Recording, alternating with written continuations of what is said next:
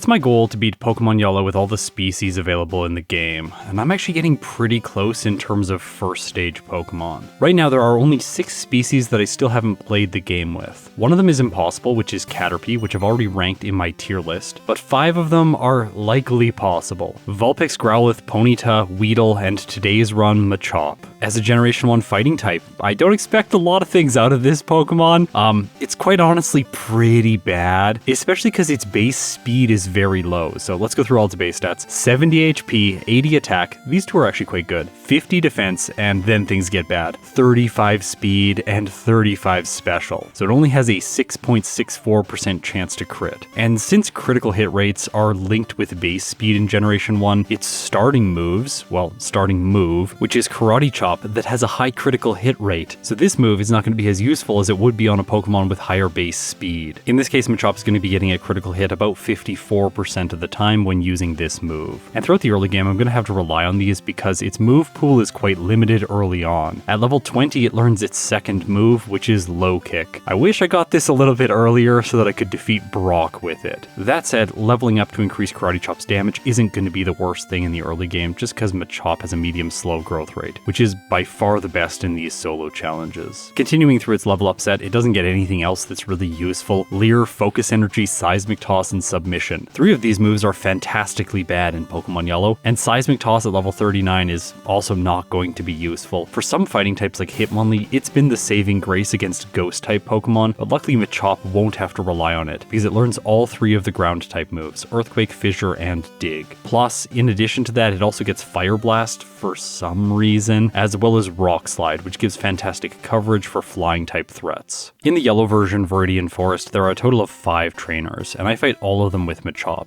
This brings it up to level 12 by the time I reach Pewter City. I also battle the junior trainer inside of Brock's gym for additional experience, which takes me up to 13. I didn't feel like this was going to be enough since Karate Chop in Generation 1 is a normal type move and it is going to be resisted by Brock's Pokemon. So I head back to the forest, train up until I reach level 15 over the next damage rounding threshold, and this made me feel ready to take on the first gym leader.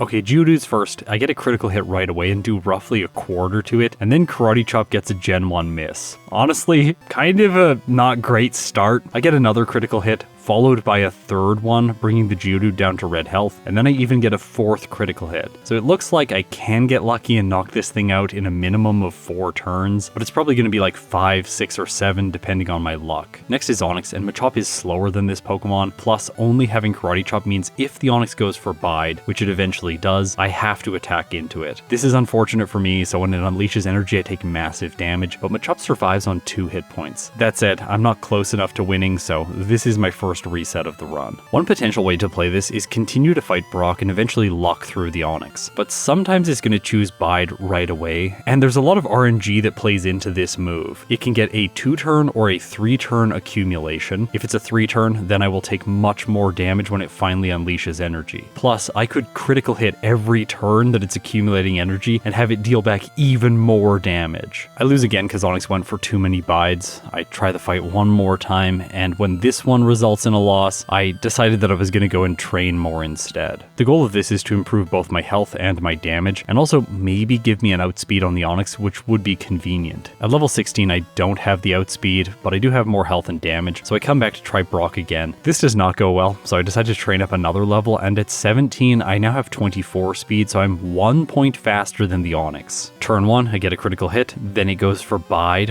which is unfortunate. I crit into it once and twice, then it has a 3-turn accumulation, I crit for a 3rd time in a row, Onix unleashes energy, and Machop survives on 9 hit points. It continues to crit, and because Onix has been brought to low health, I'm able to knock it out even if it goes for another Bide. So I defeat Brock and earn myself the badge boost for my attack stat. Immediately it seems like this is amazing, but it only actually helps me out when I don't get crits. If you didn't know, when you crit, you bypass all stat changes. That includes modifiers, both positive and negative, as well as the badge boosts that are applied applied to your stats. Essentially what happens is the game just looks up your stats from the party and takes the values of whatever they would be on the summary screen that you can open in the menus. Also, I should mention that the critical hit modifier in Generation 1 is not just a flat 2, instead it is dynamically calculated based on your Pokemon's level. I'm mentioning all of this so you can draw your attention to the fact that whenever I crit, I will not do double damage of what Karate Chop would have dealt with a regular hit. Anyways, luckily for me, I won't have to rely on this move for too much longer. Inside Mount Moon, I fight the Super Nerd for good experience, and when I defeat his Pokemon, I level up to 20 and learn Low Kick. This is the same type of attack bonus move, and in Generation 1 and 2, it has 50 base power with a 30% chance to flinch. This secondary effect is just like Headbutt in Generation 2, a move which is fantastic. That said, having a flinch chance on a Pokemon that is this slow is not particularly useful. I'm probably going to have to overlevel for the late game, so maybe the flinches will eventually help out. Further into Mount Moon, I pick up the Mega Punch TM, giving me direct damage. Although it is pretty inaccurate, this move misses 15% of the time. I of course pick up the Dome Fossil, and then I fight Jesse and James. I normally don't talk about them because they're kinda useless, and in this case, they definitely are, but I do want to draw attention to the fact that the channel now has new custom Jesse and James art that we can display during each one of these battles. You'll probably mostly notice this only on streams, because usually this footage gets cut out of the videos. Within Cerulean City, the choice is clear. I'm definitely going to face the rival first. I am slower than both of Misty's Pokemon, and special damage is terrifying for Machop.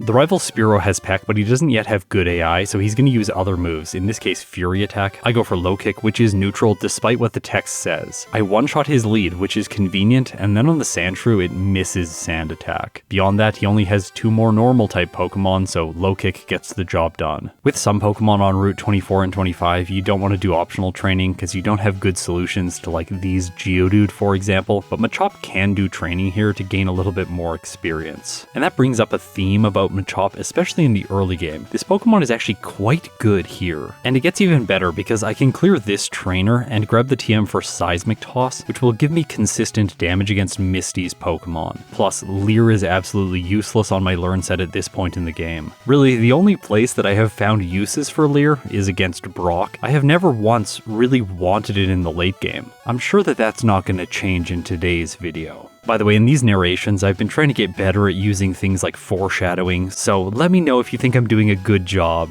After all, as Madrybread says, comments are good for the YouTube algorithm. And speaking of foreshadowing, I really want to draw your attention to another piece of Serena Vale's art, this Machop holding the Dig TM. You know, this trainer really knew what he was doing. We just stopped him before he could teach this powerful move to his Machop. And of course, immediately after defeating him, that's probably what I should have done, but instead I just went into Misty's gym and beat up some of the trainers. But before her, I do take my time and I teach Dig in the place of Mega Punch. I wanted to have more consistent accuracy with Karate Chop, and Seismic Toss is also going to solve some problems in this stage of the game. Okay, now time for the second gym leader.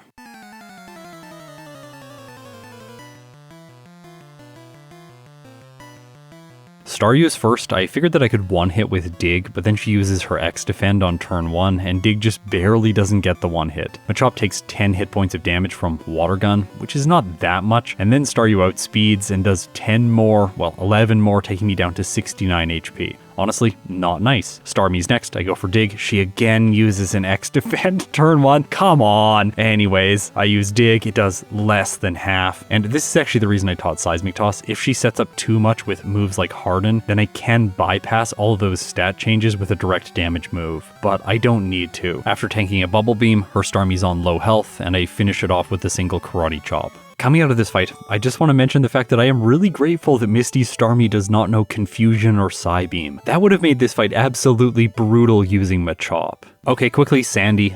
Not a problem here actually because Karate Chop is doing enough damage to one-hit the birds. Well, I crit all 3 of them, so kind of convenient, I guess. Didn't have a chance to get hit by Sand Attack, plus in Generation 1, Gust, like Karate Chop, is a normal type move, so she couldn't do super effective damage to me. But the junior trainer that's next does have a Spearow which knows Peck, but once again I just crit it right away. Nice. Raticate's next. I can use Dig to finish this thing off in one hit, but Low Kick would have done more damage, although my play was to use the move with consistent accuracy. Okay, SSN time. In this case I'm going to pick up the rest TM because Machop is really going to fall off throughout the mid and late late game. There are so many Pokemon with Psychic type moves in Pokemon Yellow. I am absolutely terrified for all of them, because Psychic types also tend to be quite fast. For example, the champion's Alakazam has 156 speed, and my theory is that Machop is not going to be moving first against it until maybe level 80 or 85. Next I grab the TM for Body Slam, which is a fantastic normal type move, and since I'm not guaranteed crits with Karate Chop, I'm going to teach it in its place. I also defeat the Gentleman, grab the rare candy, and then go up against the rival. While he does have good AI in this fight, I am faster than the Spearow and I can one-shot with Body Slam, so no issues here. With him defeated, now it is time to take on the worst gym leader in all of Kanto. It's time for the man, the myth, the legend, Lieutenant Surge. Raichu misses Mega Punch and Dig one-shots. Okay, with Surge behind me, I now have to head to Lavender Town through the Rock Tunnel Gauntlet. This section of the game has so many random NPCs that cause problems for most Pokemon. The first one is the Rapping Blast, but Machop has enough damage to knock out her grass types. The second one is this Pokemaniac who has a Slowpoke, which does no confusion. While it is super effective, Machop is overleveled enough that it's not taking much damage. So overall, another easy fight. There is a second Slowpoke Pokemaniac. That's actually quite hard to say quickly. Slowpoke Pokemaniac. Anyways, he doesn't cause problems for Machop either. I have a wonderful opportunity of learning Focus Energy right now, but of course I'm not going to do that. In Generation 1, it's glitched and it quarters your critical hit chance instead of increasing it. Like the Rapping Blast, the Status Condition Junior Trainer is a series of 2 one-shots because Machop's attack stat is actually quite good for a first stage Pokemon. And that's great because I have to rely on it for the self-destructing Hiker. I have either Dig or Low Kick here. Low Kick is slightly more turn efficient because it only takes 1 turn to knock out his Pokemon. I figured I wouldn't have enough damage to knock out the Graveler, so I go for Dig just to be sure. Honestly, all of those trainers Machop did really well against. And since Brock, I have not had a single reset, so like I said, Machop is actually pretty good in this section of the game. Well, the section of the game we just got through, because now we've arrived in the mid-game where all of the Psychic type Pokemon start showing up. I'm thinking specifically about Koga's Venomoth. And yeah, you did hear me correctly. It uses Psychic all the time, and it's an absolute nightmare with 103 speed. Machop right now, heading into Celadon City, has only 46. I'm not liking my chances against Koga without extensive training. For this reason, I explore the Rocket Hideout, collecting high-priced items so that I can sell them and buy vitamins, specifically Carbos. I'm also going to grab the extra rare candy that's down here so that Machop can be a high level by the end of the game. In the department store, I trade a Soda Pop for the Rock Slide TM, and then I buy 4 Carbos and 1 protein. The reason I divided my vitamins up instead of buying 5 Carbos is so that I can use the ones that are available for free from the overworld. As I picked up the Fly HM, I realized that I had not yet caught a Pidgey, so I'm gonna have to go back to the department store and purchase some Pokeballs. Catching a flying type Pokemon is actually a little bit sketchy for Machop if you choose to do it in this grass. I would recommend the grass on the other side of Celadon City because there's Pidgey and Pidgeotto there, which don't know flying type moves. Both the Spearow and the Doduo here have Peck, which is super effective against my fighting type. Luckily for me, I can use Seismic Toss to damage the Doduo, making it more likely that I catch it. Plus, wild Pokemon don't have good AI, so it has no idea that it should be using Peck against me. While teaching Doduo Fly, I replace Seismic Toss for Rock Slide, and then I take on the rival in Pokemon Tower, which is the first chance for me to use this move. Rock Slide is super effective against the Fearow, but of course I miss turn 1. Then it reflects the move back at me with Mirror Move, which is really not a good choice, just because rock moves are not very effective against fighting type Pokemon. That said, the AI is only going to spam Mirror Move just because it's a flying type move, and Fearow has lost access to Peck. From there, the rest of his team is quite simple for Machop to manage. Honestly, at this point in the game even, Machop still feels quite good. Okay, all of the Chandlers in Pokemon Tower, their speed stats are important. 45 on the lower level Ghastlies and 47 on the mandatory Ghastlies on the top floor. With 52 speed and no abilities in the game, Machop can move first with Dig and one-shot all of the ghosts. This really emphasizes just how good this coverage is on fighting types. If we look at my tier list, right now Hitmonlee is ranked in the C tier. It seems like it should be the best fighting type in Generation 1, but it really isn't. A Pokemon like Primeape vastly outperforms it just because it has better coverage against Ghost-type Pokemon. Okay, so as you can see, I'm training on Cycling Road. I want to put the time in now so I don't get stuck on trainers like Koga, Rival 5, Sabrina, Rival 6, Agatha, Lance. He also does have flying types, and Aerodactyl is very fast. In Yellow version exclusively, it has Wing Attack and Fly, 2 fantastic flying type moves which will do a lot of damage to Machop.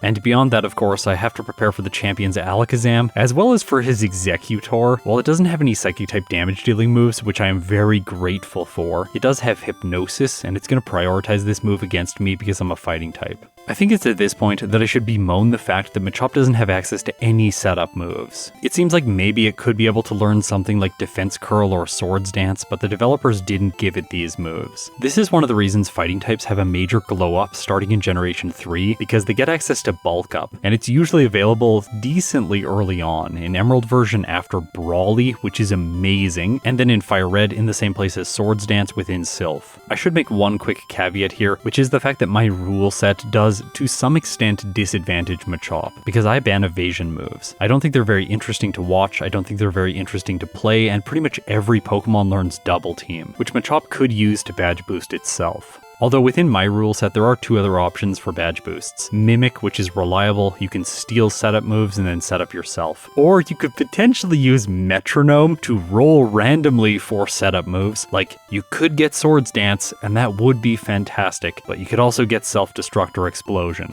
My training on Cycling Road brings me up to level 41, then I complete the Safari Zone and head to Erica's gym. Training in here really isn't efficient. I battle the Cool Trainer for good yields, and then I fight one more trainer just to get Machop over the next level before taking on Erica.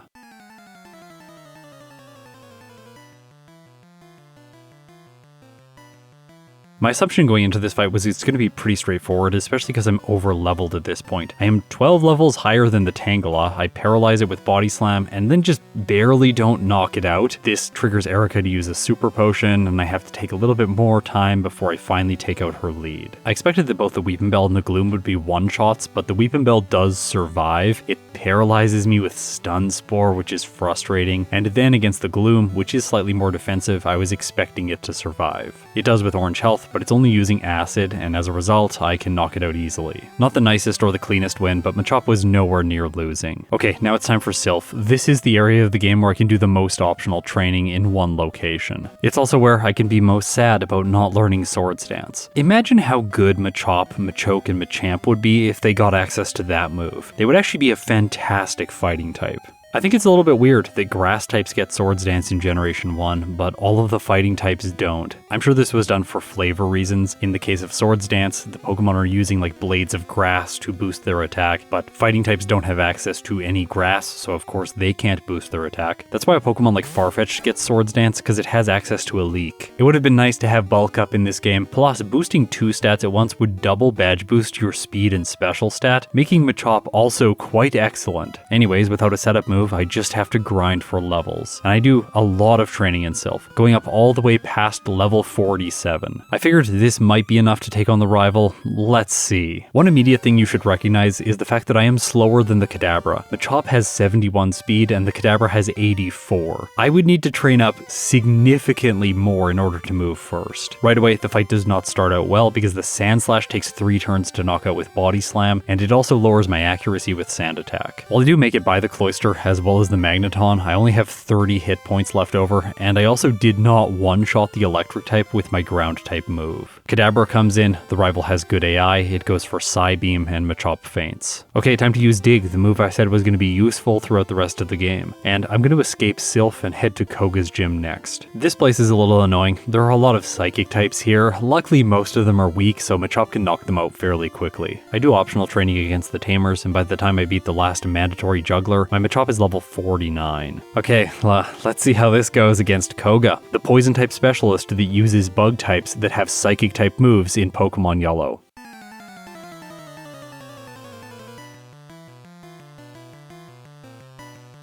Okay, I have to one-hit all of the Venonats so I don't get hit by Psychic early on. To do this, I'm going to be using Rock Slide. It has the highest effective power, although imperfect accuracy. Do note that in Generation 1, Rock Slide does not have a chance to flinch, so if I don't knock out, they are going to attack me. Well, unless I miss and then Koga chooses an X attack. Luckily, I'm able to one-hit the Venonat on the next turn and move on to the Venomoth. It chooses Psychic, of course it's moving first. It does massive damage, and unless I get a critical hit, I think I've lost this battle. And you know what? Machop gets a critical hit exactly when it needed it, and Venomoth faints. Okay, I want to talk about the Warden's House. This location is where you get Strength. Can we just mention for a moment, why isn't Strength a fighting type move or a rock type move? Both of those choices would have given it so much more viability in Generation 1. If it's a rock type move, then it does slightly more damage than Rock Slide and has better accuracy. If it's a fighting type move, then we have something other than Submission to roll rely on. Really, as things stand in these games, low kick is the best fighting type move, and that's just pathetic. Well, unless you're Hitmonlee, it gets all of the cool moves: high jump kick, and rolling kick. I don't know why Hitmonlee got everything, and all of the other fighting types got nothing. Well, they got submission, counter, and seismic toss. Absolutely fantastic. Okay, I've complained a lot. Anyways, with Koga's speed boost, I am now close to outspeeding the rival's Kadabra, but still not quite there. I'm gonna go to Cinnabar Island next, and on my way I can fight a lot of water types on the sea. Also, inside of Blaine's gym, I'm gonna fight all of the fire type users here because I have Dig and Rock Slide, so a lot of PP. You might be wondering at this point why I haven't taught Earthquake, so I'll quickly explain that. Dig allows you to escape certain locations: Blaine's gym, Pokemon Mansion, Sylph, and Sabrina's gym. I don't want to get rid of this move until I have left all of those areas. Plus, Dig can be very useful to manipulate Lorelei's Dugong. Since it has the same power as Earthquake, while it is slower to use, I'm gonna hold on to it for now. The training in Blaine's gym levels me up to 53, and now I have to take on the Fire-type specialist. By the way, in Pokemon Yellow, unlike in Red and Blue, he is absolutely terrifying. I'm honestly not looking forward to this battle. I think it's gonna go very badly.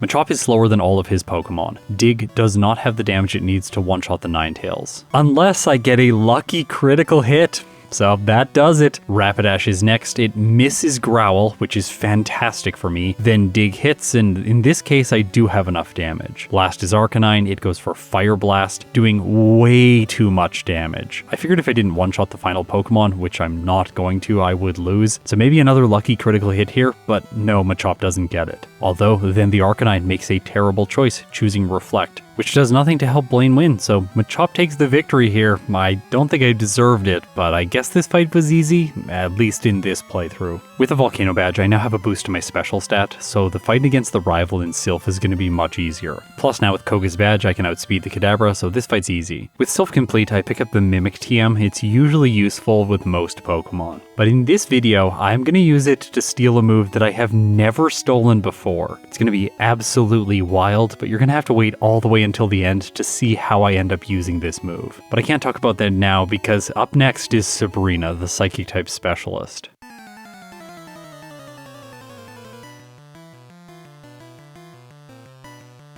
In Pokemon Red and Blue, she has good AI, meaning she's always going to choose Psychic-type moves against Fighting-type Pokemon. But in Pokemon Yellow, she lost her good AI, which means she can choose any of her moves. Luckily, Abra doesn't use Flash, but then Kadabra comes in, outspeeds, because all of her Pokemon do. It uses Psychic, and Machop faints to a single hit. And this wasn't even a crit. Because it's close and thematic, I'm going to train in the fighting dojo. By the end, Machop reaches level 56, so I go back into the gym and fight a bunch of the trainers here. Even though they're Psychic-type specialists, they are not really that good, so Machop can train here fairly easily. Although, the training is starting to really slow down now. I'm only level 57 by the time I'm facing Sabrina again. Still, no outspeed on even the Abra. It raises its defense, but I can still one-hit, so that's good. Okay, I just need to hope that the Kadabra does not use Psychic and the Alakazam does not use Psychic. In this case, she chooses X Defend, which is perfect, but then the Kadabra survives and it uses Psywave. Okay, that's good. Perfect.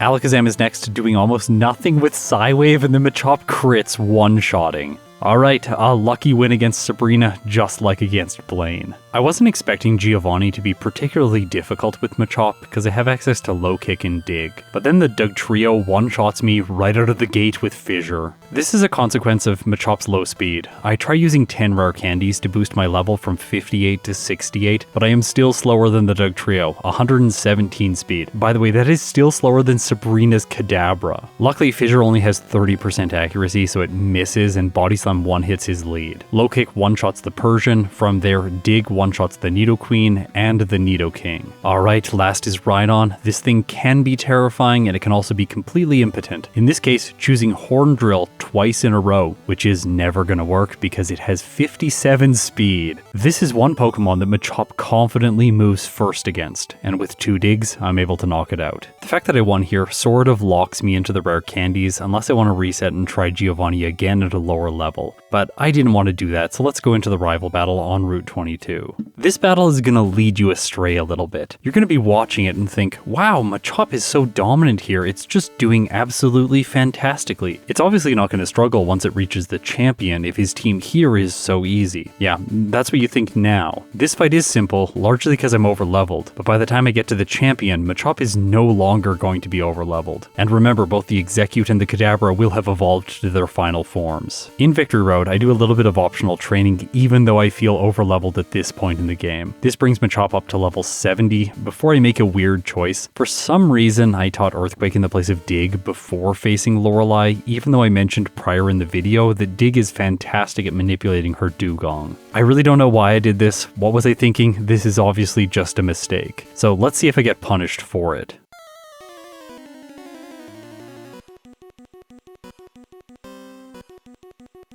Dugong is first. Typically the strategy you want to go for here is Dig, so that turn 1 it can't hit you, and then turn 2 it uses Rest. After that you can usually knock it out for free. In this case though, it just chooses Rest right away. This is because I'm a fighting type and this move is a psychic type move, so I guess this works out for me. Beyond that, Cloyster confuses me with Supersonic and then hits Clamp. This is annoying, but the real threat on her team is the Slowbro. It knows Psychic, and turn 2 it's always going to set up Amnesia. Turn 1 it goes for the setup move, which is an advantage for me, because then on the next turn she uses a super potion, giving me time to hit with more earthquakes, which are just barely not two-shotting. Still, I'm able to pull through without the psychic type using its best move. Jinx is of course frail, so it goes down to a single hit, and by the way, I am speed tied with it, so I lucked out moving first here. Last is Lapras, and remember I talked about flinch chances? Yeah, in this case I'm faster than the Lapras and actually inflict a flinch with low kick, which allows me to knock out Lorelei's ace, and so I was not punished for my earlier mistake. Cue silly music, time to face the hiker. He might be a fighting type specialist, but I'm actually the fighting type specialist today. Machop is so dominant, it crushes his team. Okay, Agatha's next, and like Koga, she is a ghost type specialist with poison type Pokemon that have psychic type moves. Luckily for me, she doesn't have good AI, so she's never going to be spamming things like Hypnosis or Dream Eater against Machop, and I should be able to luck through this fight with some decent regularity. While I am slower than both of her Gengars, I do outspeed the Haunter, and she actually just completely drops the ball in this fight. The final Gengar uses Dream Eater when I'm not asleep, Earthquake hits, and her ace goes down. Okay, time for Lance. Before this fight, I'm going to use my last rare candy to go up to 73. I think I'm going to need it for the Aerodactyl. First is Gyarados. It's a flying type, so this is why I've held on to moves like Body Slam and Rock Slide. Body Slam turn 1, just in case I cause paralysis. I don't, then I use Rock Slide and I knock it out, although I probably should have used 2 Body Slams there because of the damage range. The first Dragonair is next. I'm going to go through its moves: Thunder Wave, Slam, Thunderbolt, and Hyper Beam. I want to be able to knock this thing out so that I don't get paralyzed. That status condition is terrible in solo runs and usually ruins my chances. Luckily for me, at level 73, Earthquake one-shots. The second Dragonair has Bubble Beam, Wrap, Ice Beam, and Hyper Beam. Typically here, stealing Ice Beam and then one-shotting the Dragonite is the best play. But today I have Rock Slide and I haven't taught Mimic yet. So instead I just use Earthquake, and I also one-shot the second Dragonair. Okay, time for Aerodactyl. It outspeeds, uses Fly, but Machop is able to survive the hit and squeeze in a Rock Slide. The Rock type does not resist itself, so this does super effective damage, and Aerodactyl faints to 1 hit. Okay, perfect. Last is Dragonite. I go for Rock Slide, and it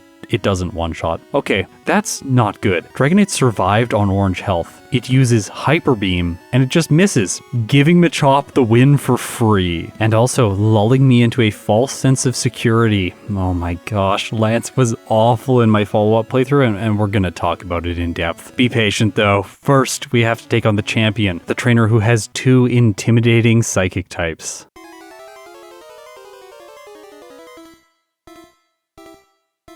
Okay, to start things off, we are not faster than the Alakazam. At level 73, Machop has 127 speed. I don't think getting to 157 to move first against the Alakazam is realistic. Also, my use of Earthquake is not doing enough to two-shot the Sandslash. It's going to take 3 hits, meaning I could lose a lot of health from moves like Slash and Earthquake. Luckily in this case, the Sandslash is completely useless, using Fury Swipes once and then missing with it on the second turn. Now let's go through how things look against the Alakazam. It's always going to to choose a Psychic type move, so Psybeam, Psychic, or Kinesis. In this case, I think the best scenario is Psybeam. I might have a chance of surviving it and not having my accuracy lowered. That's exactly what it does. I survive the Psybeam and Earthquake gets the knockout. Okay, perfect. This is actually going pretty well. Executor's next. Body Slam does almost half to it, which I wasn't expecting. It's spamming Hypnosis, misses twice, and I knock out the second Psychic type. Okay, perfect. This is going really well. Earthquake one-shots the following Magneton, which is usually the main threat. This time, it's completely useless. But then Cloyster comes in, and for it I need to use Low Kick. I'm faster, so I could flinch. This is why this move is better when compared with Rock Slide. Unfortunately though, it misses. Cloyster uses Ice Beam, and Machop doesn't faint, surviving with 8 hit points. There is still a chance. I go for Low Kick, hoping for a flinch, but I don't get it. Cloyster uses Clamp. It could miss, but it doesn't, so Machop goes down. Simple solution for the next battle. I'm going to teach Rest in the place of Rock Slide, because I know I don't need it for the Cloyster. I thought that all my problems would be solved, but this time the Alakazam uses Kinesis. I take my time with Rest against the Executor, get hit by Leech Seed, which is annoying, and I also have -2 accuracy because of the Alakazam, so while I can knock out the Magneton, I'm not in a good position by the time the Cloyster comes in. Now notably, because of our type interaction, the Cloyster is randomizing its move selection, so it could choose useless things like Spike Cannon and do very little damage, or incredibly powerful moves like Ice Beam or Clamp. I try to take my time here using Rest. It doesn't work, and I faint for a second time. Alright, so third time's the charm. I actually survive the Alakazam's Psychic and knock it out, so I have my accuracy intact. I can heal on the Executor. From there, I knock it and the Magneton out, move back onto the Cloyster. This time, Low Kick hits once, twice, and 3 times in a row, and Cloyster does not choose Ice Beam. That allows Machop to make it to the Flareon, use Earthquake, and knock it out, lulling me into a sense of security again against the champion. It only took 3 attempts.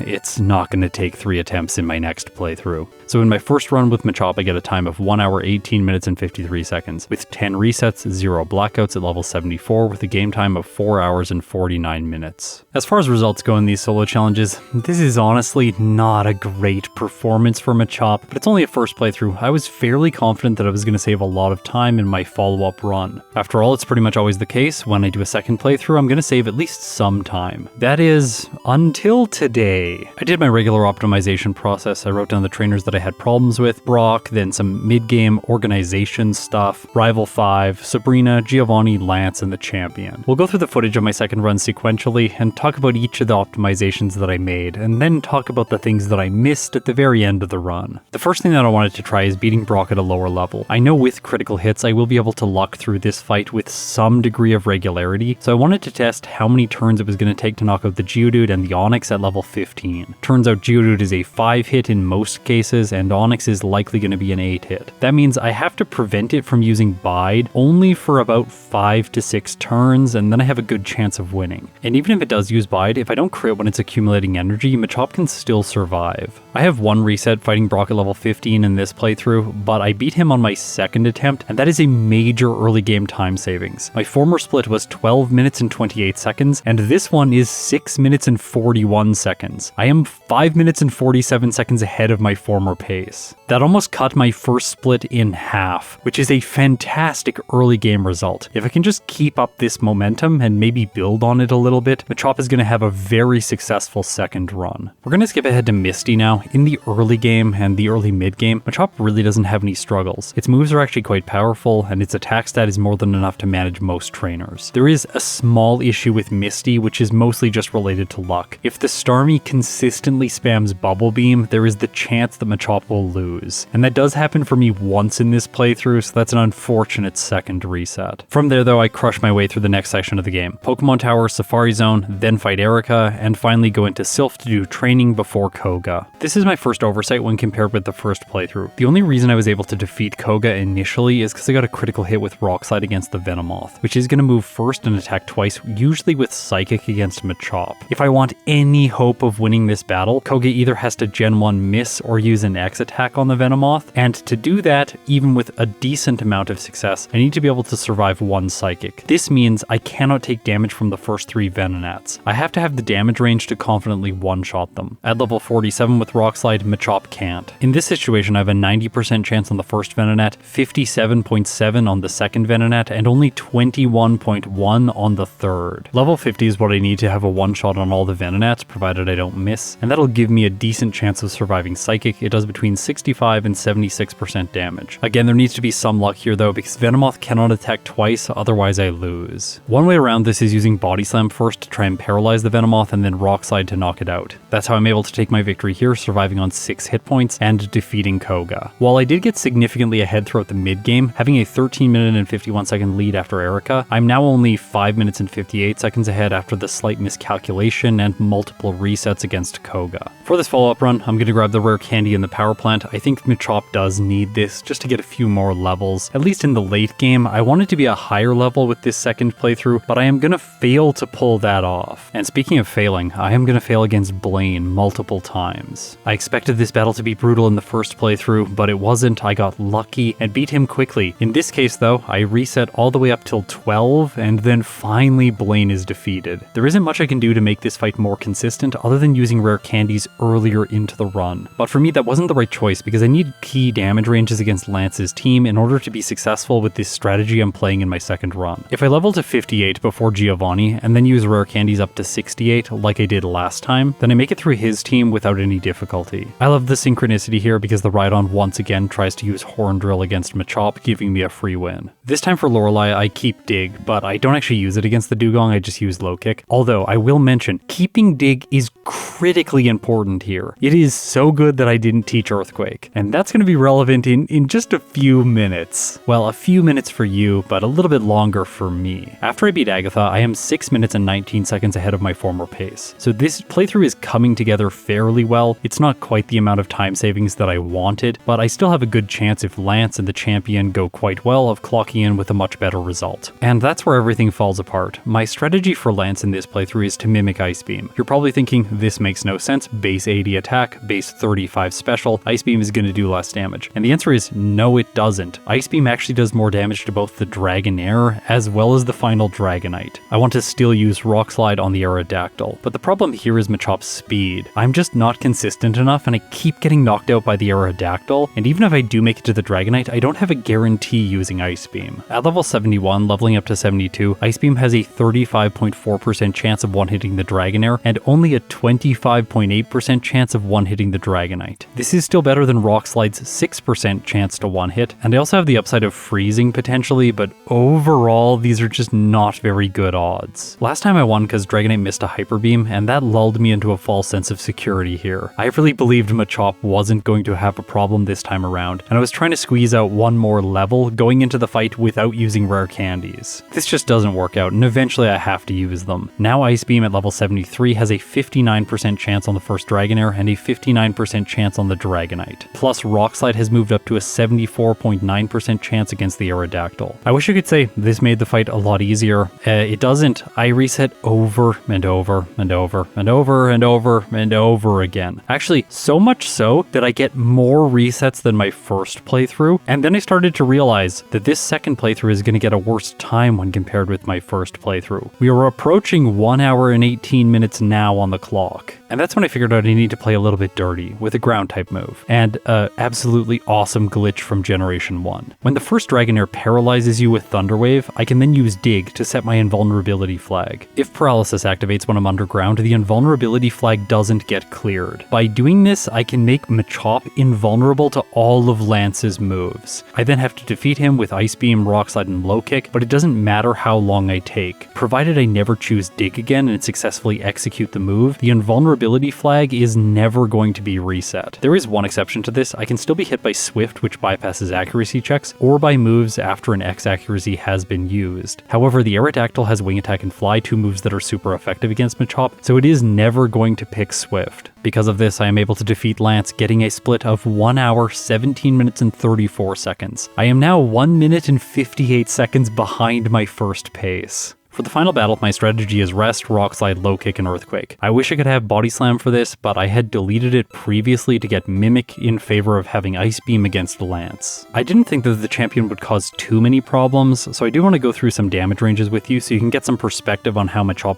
fares against his team. Level 68 is required to get the one-hit KO on Magneton using Earthquake. Level 70 is required to one-shot the Alakazam, and level 75 is required to get an 81% chance to two-hit the Cloyster. And really, it's the problem in this fight. The Executor sets up very well for it, putting Leech Seed on the field and making me drain health every turn. Then, while I am able to one-hit the Magneton, usually the Cloyster just comes in and finishes off Machop, regardless of the fact that I have super effective damage. Notice I went into this battle around the same levels I did last time, because I didn't want to do too much extensive mid-game training, and I didn't optimize the trainers as specifically as maybe I should have, so I arrived here hoping to be the correct level, but no, I am 2 levels lower. As a result, I am just not able to knock the Cloyster out in 2 hits, and I keep resetting, like a frustrating number of times. My wife was playing Baldur's Gate and Mass Effect on the computer beside me while I was doing this run, and one of our cats, our new cat actually, we have got a new cat. Her name's Momo. She came and curled up on my wife's lap, which was one of the first times she has done this. And my wife's like, hey, look at this. It's so cute. And I'm like, I can't look right now. Machop is getting completely destroyed by the champion. So I focused. I didn't look at the cute cat. I tried my best. I did everything I could. And I reset so many times. A total of 48 in this playthrough, getting a finish time.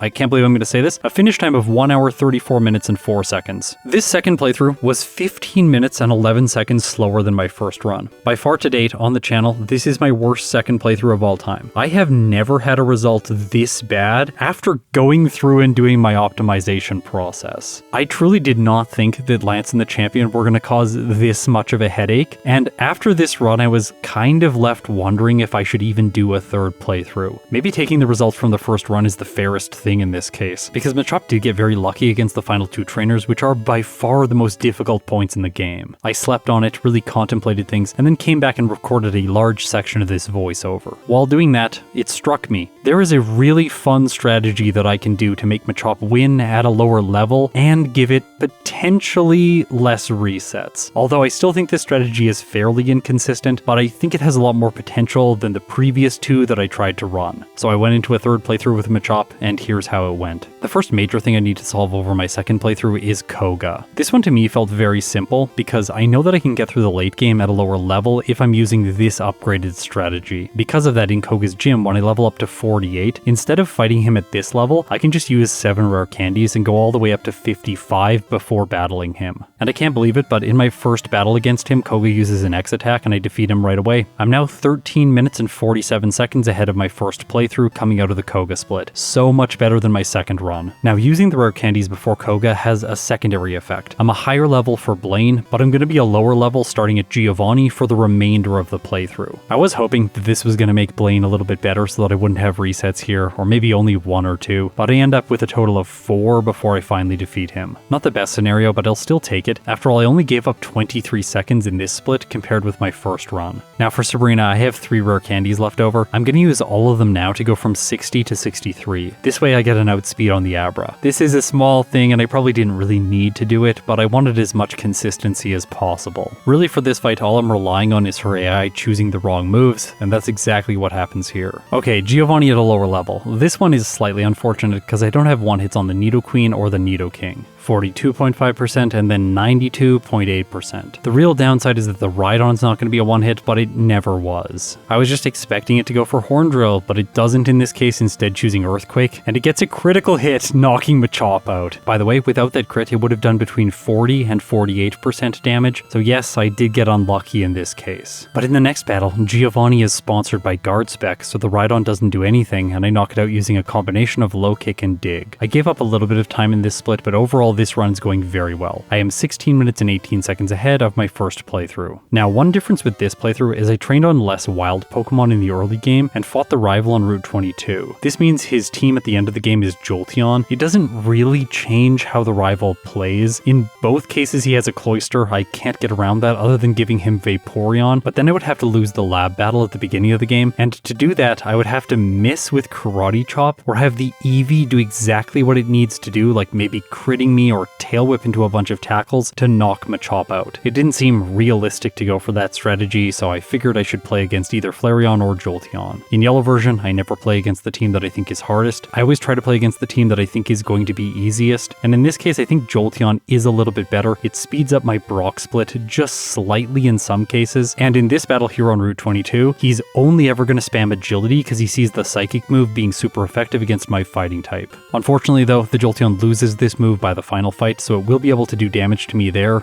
Well, unless my strategy involves no one attacking me in the late game. When I get to Agatha, I get hit by Lick, and it causes paralysis. And at this moment, I had to make a choice. I was either going to use Mimic on Lance to steal Leer, and then I would spam Leer against the first Dragonair until it paralyzed me with Thunder Wave. Beyond that point, I was going to trigger the invulnerability glitch for Lance and sweep his entire team. But since I've been paralyzed here against Agatha, I can trigger the invulnerability glitch now and then sweep the rest of her team with it. Plus, I can keep paralysis on my Machop for Lance who follows. Now I do want to take inventory of things as I go into this battle. The timer has just gone over 1 hour, so we're doing much better from a time perspective. In terms of resets, things are still messy, but we're playing with Machop. I have 9 right now, and this number is going to go up a lot. While I can set up the Dig invulnerability glitch on the Gyarados by spamming Dig, which is actually the best place to do it, because then I'm not knocking his Pokemon out, slowly making my way towards the Aerodactyl, which is probably just going to one-shot me. Instead, I can take my time here while the Gyarados uses things like Leer, Dragon Rage, sometimes Hyper Beam and Hydro Pump, which are less ideal. I really thought I was going to be able to activate this glitch faster, but it just fails to happen for so long. I go up to a total of 17 resets before I finally get the 25% chance for paralysis to activate when I'm underground. Once this has occurred, I win. So I should mention that there's a lot of upside for this strategy. If you just get luckier here against Lance, Machop could get a much better time. I'm not going to be doing a 4th playthrough today though. I am already in a far better position than my last 2 playthroughs. After Lance, I am 12 minutes and 36 seconds ahead of my first run. For the champion, I keep my paralysis. By the way, I forgot to buy hyper potions, so I couldn't heal, but I have rest just in case I want to heal after setting up the glitch. Things get very close in this fight. I'm brought to red health, and just when I thought I was going to lose, the Sandslash starts spamming Poison Sting, giving me the time I need to access my invulnerability. From here, the remainder of the champion's team is a sweep, and Machop clocks in with its final time, 1 hour, 4 minutes, and 12 seconds, with 17 resets, 0 blackouts at level 71, with a game time of 3 hours and 48 minutes. Honestly, I'm a little bit surprised that I haven't thought of this invulnerability strategy in the past. This is why I love these solo challenges so much. Even after 4 years, I am still digging up new strategies. Okay, before we rank Machop in the tier list, I have to say thanks to everyone who supports me on Patreon or through YouTube memberships. You make this content possible. I couldn't do it without all of your support. Okay, and now let's get to the tier list. With its playthrough today, it's going to get a time in the E tier, which is under 1 hour and 10 minutes, but over 58 minutes. Interestingly, right now, Hitmonchan has a time in this tier of 1 hour, 5 minutes, and 32 seconds. It is by far one of the worst fully evolved Pokemon that I have run to date. It's behind Pokemon like Raichu, which has to use Struggle against Brock, Electrode, which essentially has no solutions for the champion. I ended up using Bide in that playthrough. Executor only has Barrage in the early stages of the game, and Scyther has to use Bide to defeat the ghosts in Pokemon Tower. Also, Golbat is technically a fully evolved Pokemon in this game, and it's at the very end of this tier list, so I figured I should just mention it as well. Of course it's bad, it has a terrible typing and an awful move pool in Generation 1. I think in general Machop struggled in this challenge, but its results are actually kind of decent, especially for a first stage Pokemon. Today, it beats out Hitmonchan by 1 placement, earning itself the spot right behind Omanyte. Now this is the second last solo yellow video of the year. There is only going to be 1 more, and that playthrough is going to be far more painful than using a fighting type. It is going to be the most painful run that I have done yet. Stay tuned for that video in daily December. Until then, there are going to be a bunch of versus videos to bide the time. If you've made it this far, you're incredible. I'll see you in my next video. And if you stuck around, I'm going to talk about Oak very briefly. This fight was awful. I went up against the Charizard team because I've lost Rock Slide, and having a flying type go up against a fighting type felt like the way the developers would have designed this battle. The reason this is awful is because the Tauros likes to lower your defense, which badge boosts, but then I level up mid-battle. Also, the Executor loves to spam Hypnosis and ruin me. Then the Arcanine is probably his most incompetent Pokemon, but it can still burn me occasionally with Ember, or just do good damage with Takedown. Plus, the Charizard loves to spam Flamethrower or Fire Spin, and the Gyarados has Hydro Pump. I lost this battle many times, and I didn't really have a good strategy. I thought about maybe mimicking Hypnosis from the Executor, and if I went back to do this fight again, that's definitely what I would do. But in this case, I win the way that I played the rest of the run, just brute forcing with damage dealing moves. From a flavor perspective, I think this is pretty on par. It seems like that's what Machop should be doing.